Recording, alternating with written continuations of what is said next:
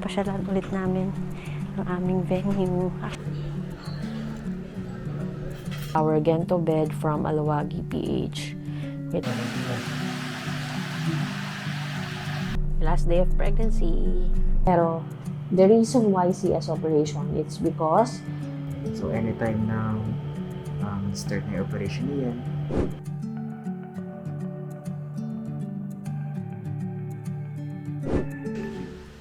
see, that's the lie when it comes to money, isn't it? That when you have more, you'll be secure. When you have more, you'll be free. It's, because our security is in money. So you're saving, you're hoarding. You're the opposite of the people living beyond their means. Grabbing everything. It says, command those who are rich in this present world not to be arrogant, nor to put their hope in wealth, which is so uncertain. Look, or some of us are here, we grew up in a family. Lagi na lang kulang. There was so much left, and so we have that miserly.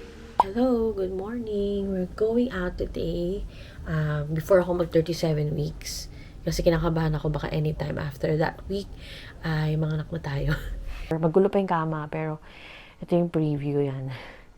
So yan, we got our Gento bed from Alawagi PH. Kita nyo dami pang gamit kasi nga alis kami today, di ba?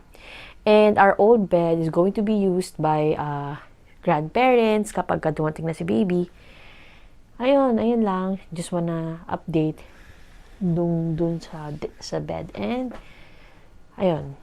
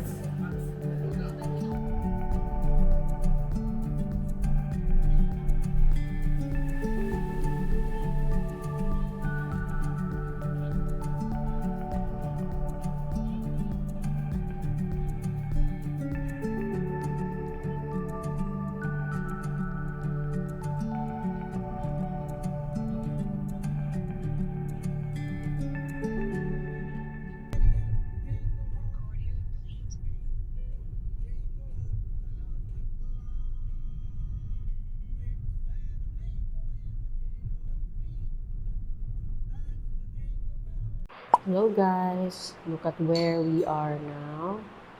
Ito ang aming wedding venue. Nandito kami sa may cafe area.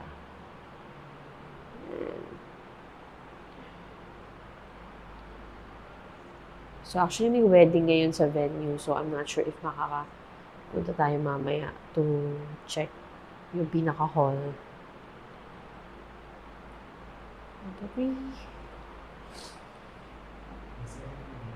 Ayun nga eh. Ninisip ko.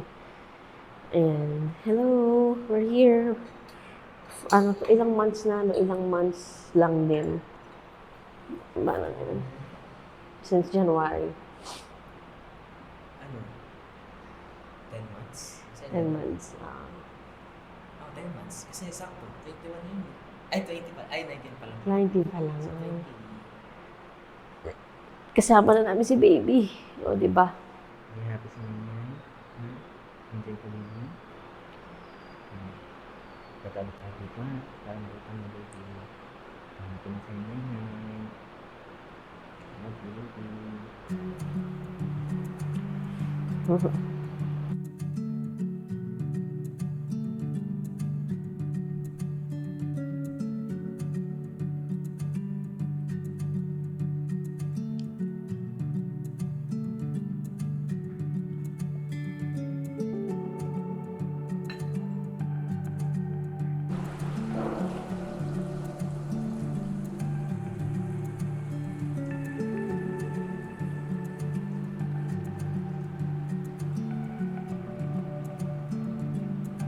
Ito yung kabana. Dito kami. Ito, buong kabana na to yung rent namin. Dito yung kinasyak sa room. Yan. Hanggang doon sa dulo. Ay, parang lahat. Halos lahat. Isa lang hindi. Oo. Yan. Binapasyalan ulit namin ang aming venue. Actually, may string lights na sila ngayon. Hindi ko alam kung sila ba yan o supplier niya. Nakakinigago. Ganda. Ay. Ang tahimik yan. Naalala ko dati may picture, may ano pa yun, no? May, ang tawag dito, may, sobrang tahimik.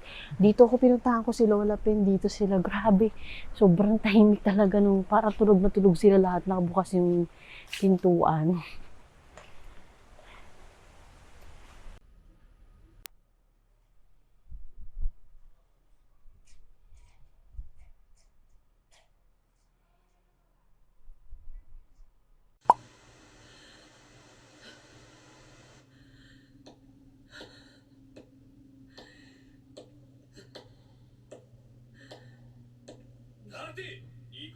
Ba't pala siya nagkaroon ng gano'n yung sa mukha?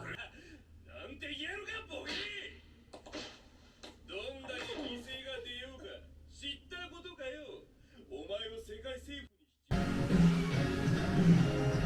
Yan, thanks kay Ate Lot.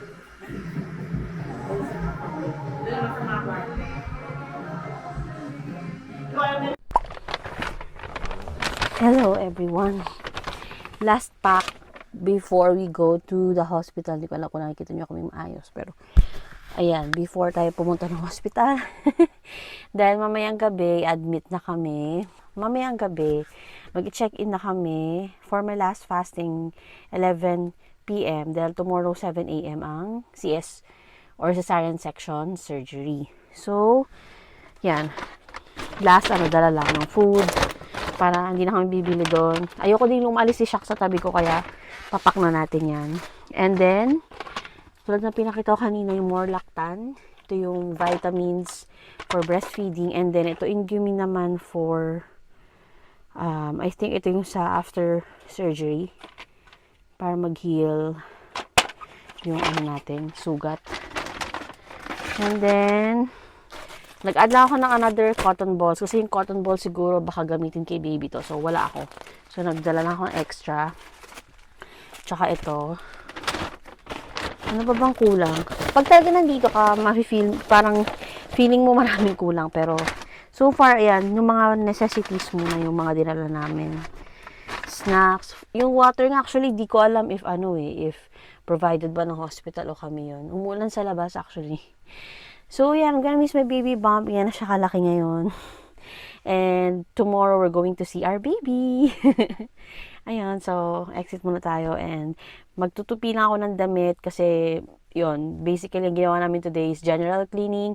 Nag-laundry na din kami dahil we know that by next week, hindi na kayo masyado makakilos. Ayun, we're so grateful for Ate Lot sa help niya sa amin mag-asawa. And, yeah, para kayo mag-check-in sa hotel namin, ganun yung feeling.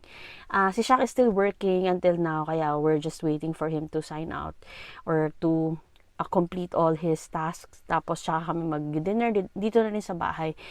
Tapos, yun, diretso ng hospital later. Today is, by the way, November 30. Ayan. So, tomorrow, December 1. My son's birthday. Ayan. Hey, my love. Excited ka nang maging tatay.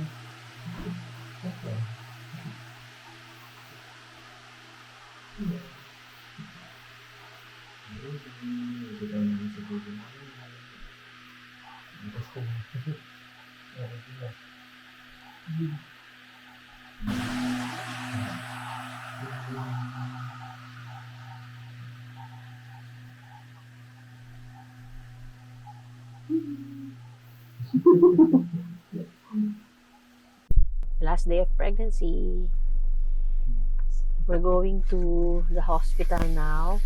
Mag-check-in. Check-in, pero hindi, for last fasting para tomorrow morning yung schedule namin. So, ito ka baby, bago ka namin ilabas.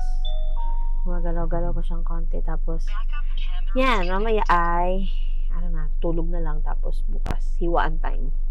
Kikita na namin ikaw bukas, baby. Yes. Bye-bye. Punta na kami ng hospital.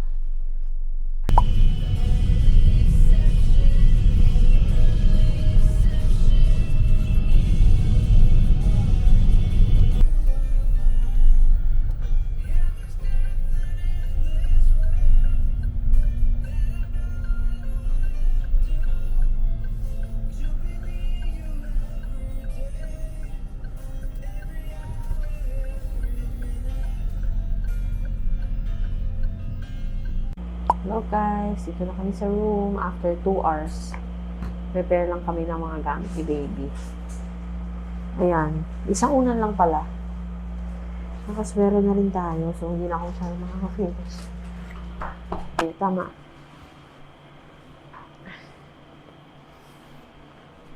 Ito ko lang room tour. Char. So, medyo, ano kasi, parang maintenance na tong hospital, under maintenance, or for renovation. So, medyo maraming kailangang improve pa. Pero lahat naman ng kailangan is, andito na. Okay na din, kasi for a price na mag-CS kami, okay na siya compared to Manila rate. So, ayan. For subject na kasi siya for renovation. Ayan. Kung siya, lumabas lang siya to check ni Susie daw. Hotel, charot. Pero hindi ko alam kung may bibigyan mo kami kung may susiba sa hospital room. Ayun. Pero so far, ay, magalaw si baby.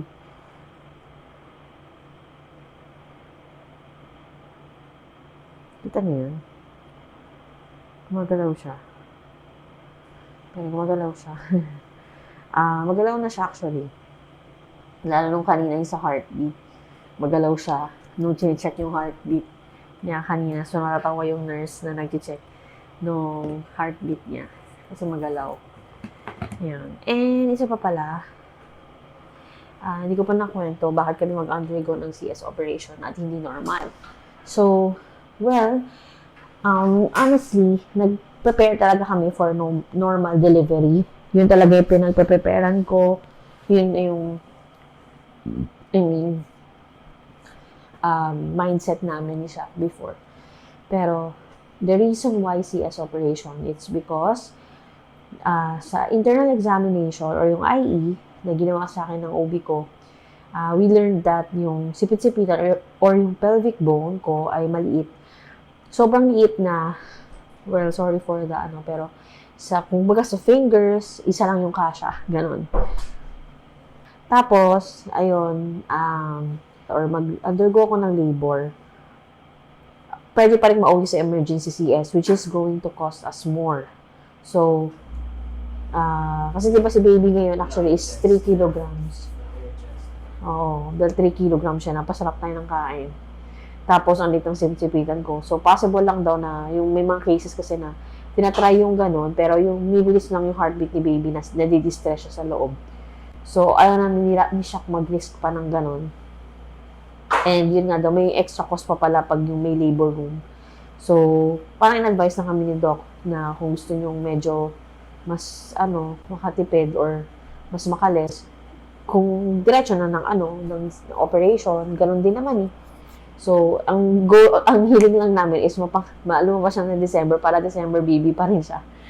Kaya napili namin today magpa-admit, November 30, para tomorrow morning ng 7 a.m., December 1, yung aking time or yung schedule ko for CS operation. 12 minutes na lang, December 1. Oo nga, 12 minutes na lang, December 1. Ayun siya. Yung 2 hours din kami nag-antay bago siguro nilinis pa yung room. Ayun, so balitaan namin kayo tomorrow morning. Kung ano nararamdaman ko, hindi ko alam. Hindi ako kinakabahan. Hindi ko kasi masyadong iniisip yung operation. Ang alam ko lang, well, may nakapagkwento sa akin kasi si Ethel, di ba? Nakwento niya sa akin na para daw wala kang mararamdaman because of the anesthesia. Pero yun yung kinakabahan na siguro ako sa part ng anesthesia. Kasi yun daw yung masakit. Sa may likod, lalagyan ng parang karayom na malaki. Yun lang ako kinakabahan. So, Medyo alam ko yung expect ko. So, grateful lang din. So, na nakapagtanong-tanong ako. Both normal and cesarean surgery, delivery. Kung may mga friends kayo na nag-undergo din sa both process, magiging magtanong kayo sa parehas para kahit anumang yung daanan nyo, kung kayo ay pregnant, at least may idea kayo both. Yun lang. Pero yun nga, kahit naman din tanongin natin ang lahat sa mga kaibigan natin, iba-iba pa rin ang cases. Yan pa rin ang tatandaan natin. So, hindi ko rin alam talaga yung mangyayari bukas. Basta ang alam ko lang is makikita namin baby namin. Ayun. So, we'll be resting na for tonight. And tomorrow, we'll share to you our child. Good night.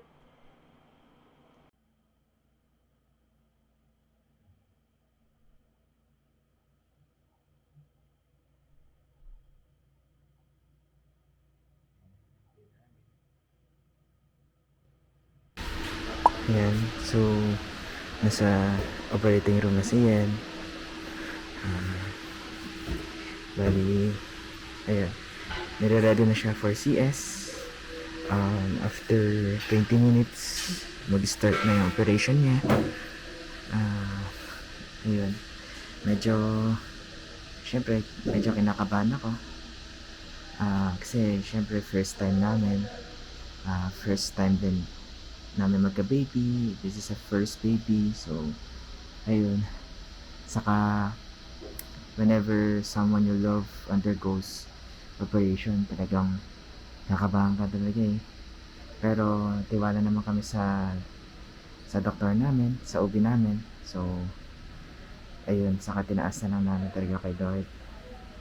Ayun. Ayun. So, bumalik muna ako sa room kasi sabi sa operating room, mamaya pa naman daw ako tatawagin. And, ayun nga, nag-decide ako na kumain muna ako. And, kasi, para mamaya, focus na lang ako kay Yen at sa baby namin. Saka baka mamaya, makalimutan ko na rin kumain. Dahil nga, baka marami akong kailangan asikasuhin. So, ayun. Ito yung pagkain na binigay sa akin for watcher. And nasurog na ako.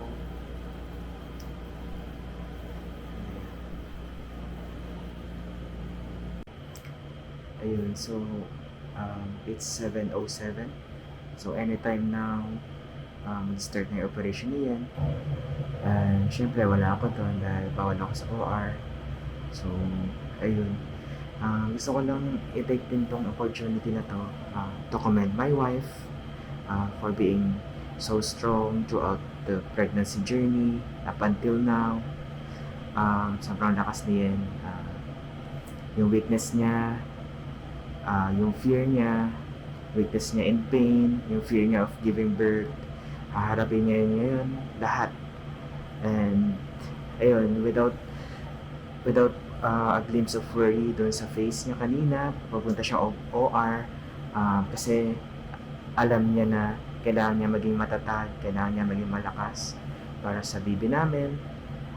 Ayun, so I love you, Yen. I know you're gonna be a good mother, and thank you sa lahat ng sacrifices mo for baby.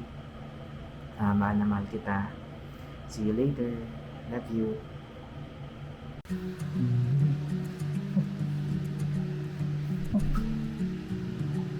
Mabubugi. Ba't mabubugi?